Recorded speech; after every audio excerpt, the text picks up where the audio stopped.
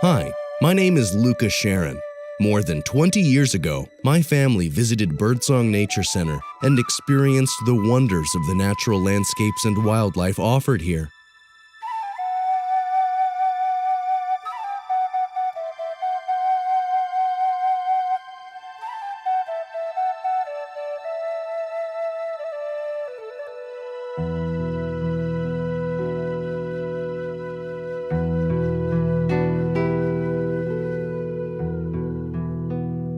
We also visited with Betty Komarek, who, along with her husband Ed, founded Birdsong as a center for conservation and learning. 2016 marks the 30th anniversary of Birdsong Nature Center, and in celebration of this occasion, we present Betty's story in her own words.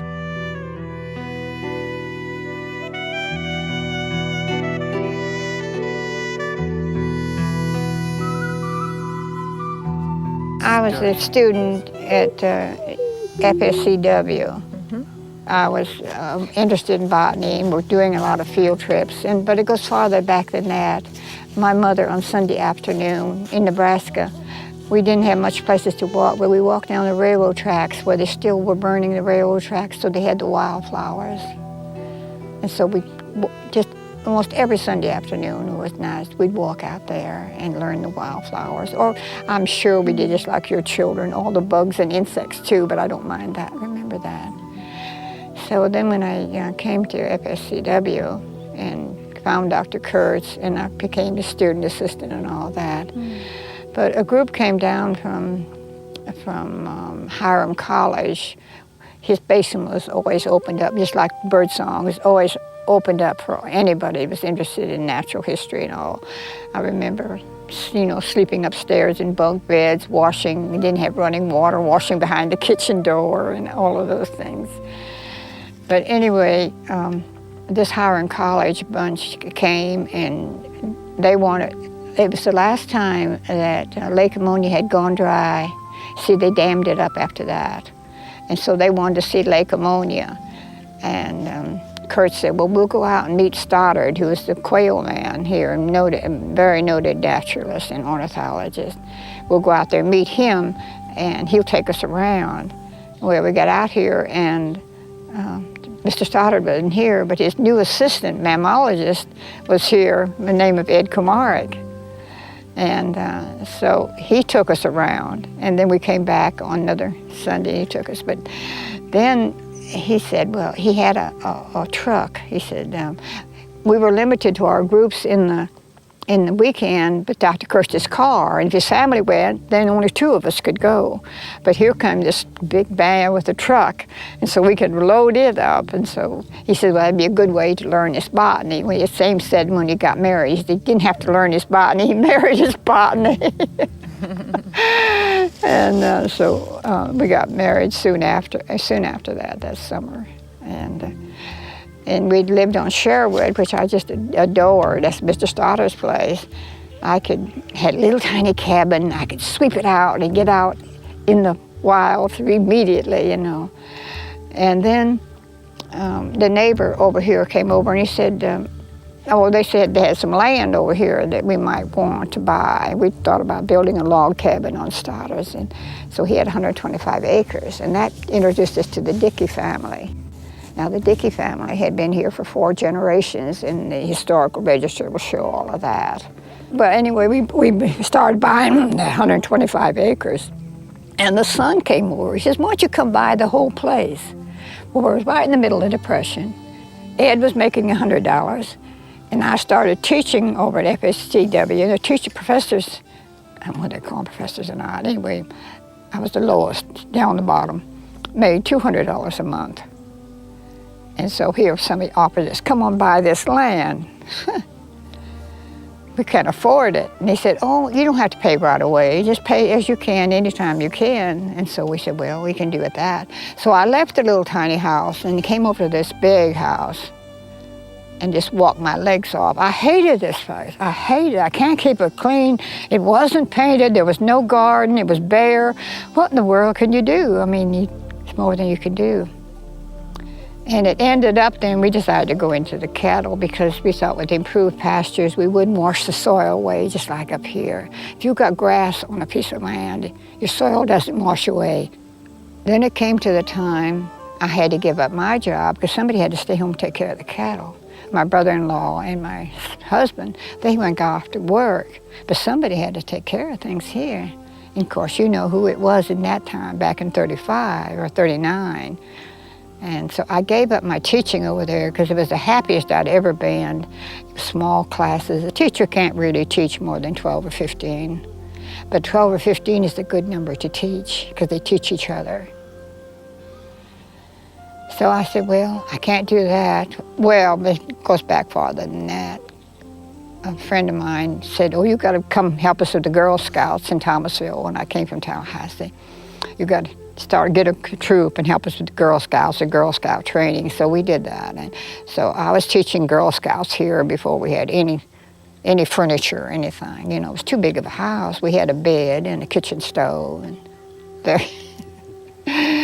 So I started teaching Girl Scouts, and never forget, they teach you to, I say everything I've learned is either from nature or from other people.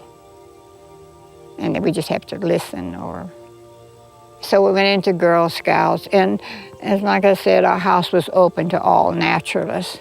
I remember your director of your game commission, Earl Fry, came out. We're still over there, but here comes this tall, lanky, 21-year-old college boy, and had no place to stay. And I said, oh, there's cots upstairs. Anybody could use the cots upstairs. And another one I never will forget, we had the wash basin, and we had no running water. The well was there, so we had the wash basin, and so you had to come in the kitchen to use the wash basin. So I said, Bill, you be sure that you wash behind your ears now. And he came back sometime later. He says, no, Betty, every day now I wash behind my ears. He says, it feels so good. Near yourself. So then we've always had groups here and sharing it, and that's another thing you find out, that you don't have anything till you share it. And so we had all kinds of groups from Gainesville, of course, in Georgia, and Tennessee, and Cornell, and all would come down for various reasons. And then we were developing, both my husband and I loved to teach. He was a much better talker than I was, or at least he was aggressive in his talking. Mm-hmm. And so then we got into control burning and how necessary it was for this area and how everybody had been subjected to censorship. And that's when tall timbers started up. And so all of our efforts, and most of our efforts then were going into tall timbers. But still, tall timbers and Birdsong and then my husband's work at Greenwood Plantation all worked together, the same people working. But there again, it was a passion. We weren't fighting Smokey Bear. All we wanted was to educate him and say, nobody wants wildfires. But we knew, and Stoddard had found out, that's the basis of Stoddard's bobwhite quail. And when we stay management for bobwhite quail, we're managing for 50 other different birds, towies and cardinals and all of that too. And a lot of people say, oh, you're just working for the rich people. But like we said, when you manage for quail, you've got to hold the quail just right for the quail. You've got all these other birds, including turkey and deer too. It's just a little bit of difference. But then we set up the fire plots over at Tall Timbers. Tall Timbers was born right here in front of the bird window because Mr. Beadle said, I'm hearing you all talk about a research station all the time. We said, agriculture has their research station. Forestry has its research station. What we need is to have a wildlife research station where you balance the different things for wildlife. And we found out that fire was one of the key things of it. And Stoddard admits that he learned that from the local people. Now, the one thing, you get too educated, like the Dickies did. The Dickies started getting too educated, and they accepted what the forester said without any qualifications, that all fire was bad. And then our life after Tall Timbers and all was started out, was to travel all over the world, trying to teach them what they knew was right, and our so-called American experts were the wrong ones. And so we first went to Africa. We were sent around to different problems where they'd gone into it because, let's face it, fire, control burning is the cheapest tool a landowner has. And primitive people all over the world, in Africa and all, they were using it. We went into Kruger National Park, and our so-called experts had told them to keep fire out. But in 7 years, the land had developed from open field-like to brush-choked. And what was the animals going to eat? Well, the elephants helped a whole lot. They came down and thrashed it all down. But if you've got an animal like the bobwhite quail or the cardinal or the towhee that lives on seeds and grasshoppers and things of an open prairie-like type, in the same way all over. Well, it gets too complicated. We've been studying control burning for our whole, since 35, that's a long time. And we still don't know anything. We're still finding out things on Birdsong that we thought we knew the answer to, but they're not.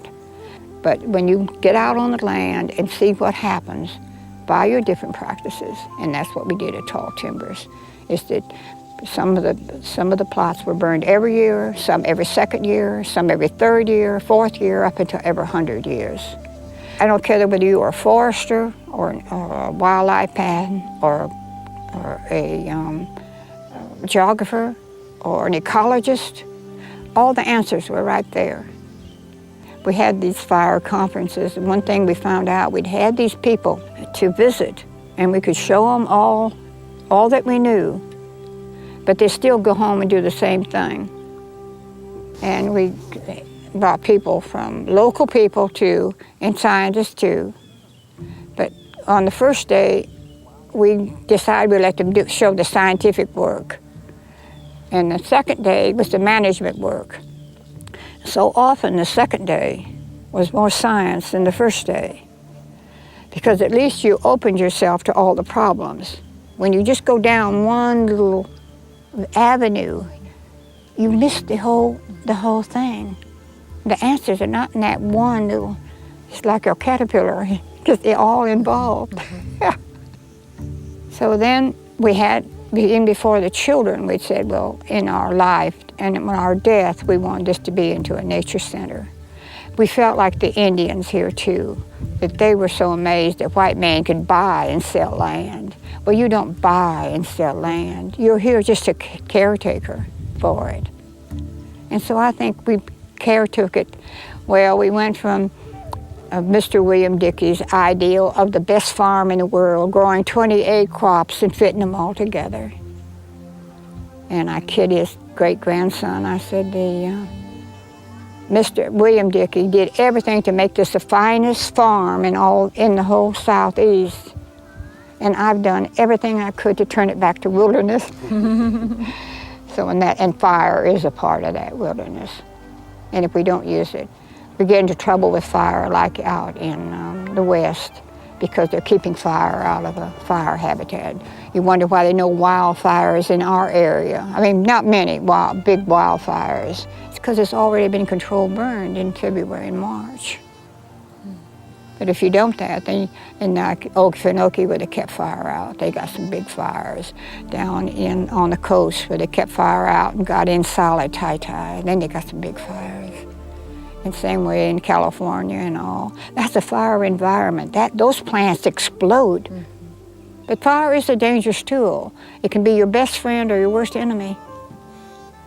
And fire is something that I know on these plantations, when we needed somebody to start managing plantation, we always preferred to get a farm boy or and all, who knew how to do a tractor, who knew about control burning and all, than to get somebody right straight out of college, I'm sorry, with a wildlife degree.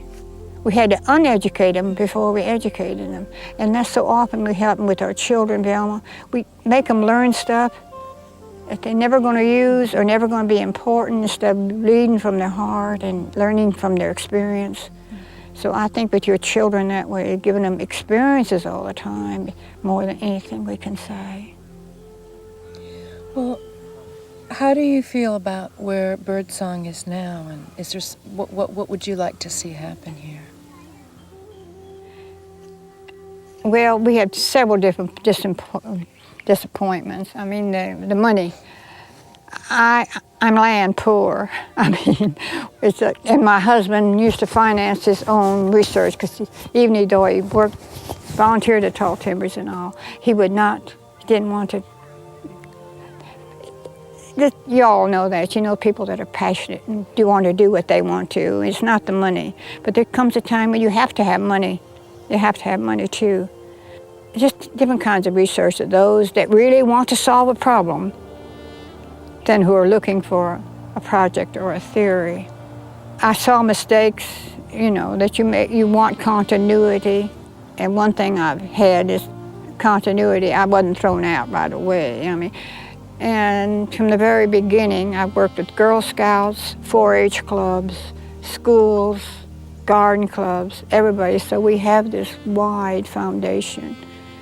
They were talking about the other day, how many people had been inspired by the wind window. You're inspired when you see something and you go home and do it. So all the little gardens and all, and other people, of course, inspire. You inspire some people and then they inspire others, and so you get a great chain of inspiration that way. I think I'd rather Birdsong would go slow than to go too fast. I said, well, if you don't have any money, you can't make big mistakes. You just make little ones to learn. And it is a growth process, and you want it to grow slowly. But we got the finest. Well, we have a wonderful director, and we've got the finest bunch of volunteers, I think, anywhere, any group. And I think about people who love nature. They get beyond themselves. They don't just petty stuff. They're looking for something bigger. And if I don't want them to think that Birdsong is sealed, is finished. It isn't, because it's forever learning. There'll be new problems out there all the time, every day. Every time you walk out, you'll see a problem if you want to. And it's the problems that make us grow. Everybody needs money, but then you also do the service too, I think. I always tell them it'll be a lot easier for you to get money after I'm gone, you know, but then now. But then the other thing is you want people in there who have the same goals and the same desires that you have. And you don't want to favor some people more than others. Two of my dearest friends, I always say they're the most wonderful people I've ever known, because they talk to a duke exactly they talk to the peasant on the soil the same. And we accept everybody here the same. Just because you're a college graduate doesn't know you know any more than somebody else. I just want to say I'm glad that the butterflies inspired y'all and inspired a poem. And we'll pass it on again in different ways.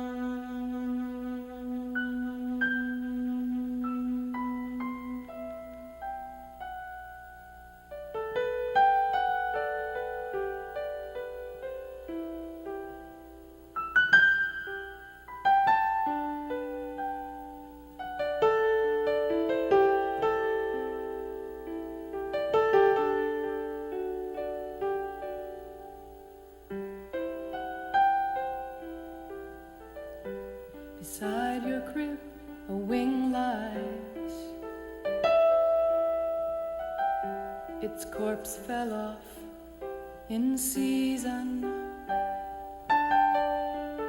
When you've escaped this body, you too will know the reason. Our life's fire flies to the sun. Our bodies water washes to the sea.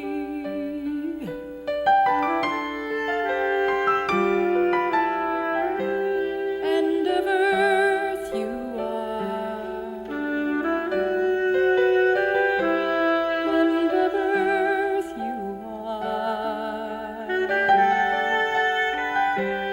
End of earth you are, as it was with me.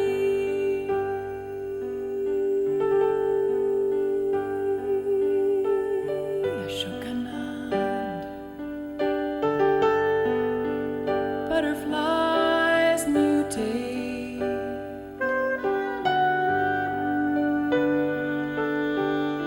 Ashokanand, butterflies mutate.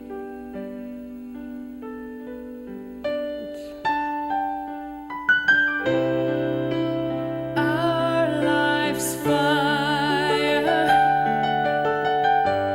flies to the sun. Our bodies water washes to the sea.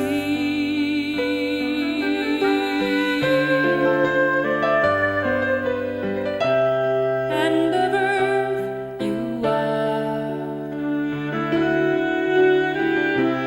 End of earth you are.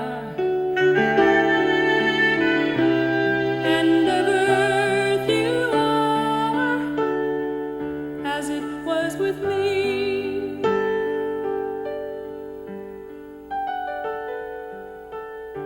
Ashokanand, butterflies mutate.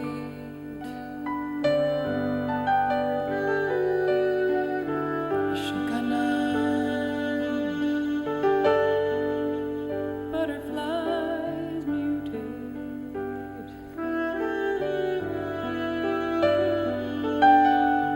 Ashokanand, butterflies mutate.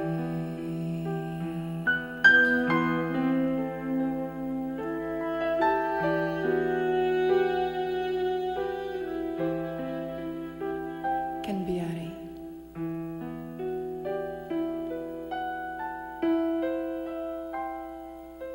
Butterflies mutated, Shokanand. Beside your crib the wing lies, its corpse fell off in season. When you've escaped this body, you too will know the reason. Our life's fire flies to the sun. Our body's water washes to the sea.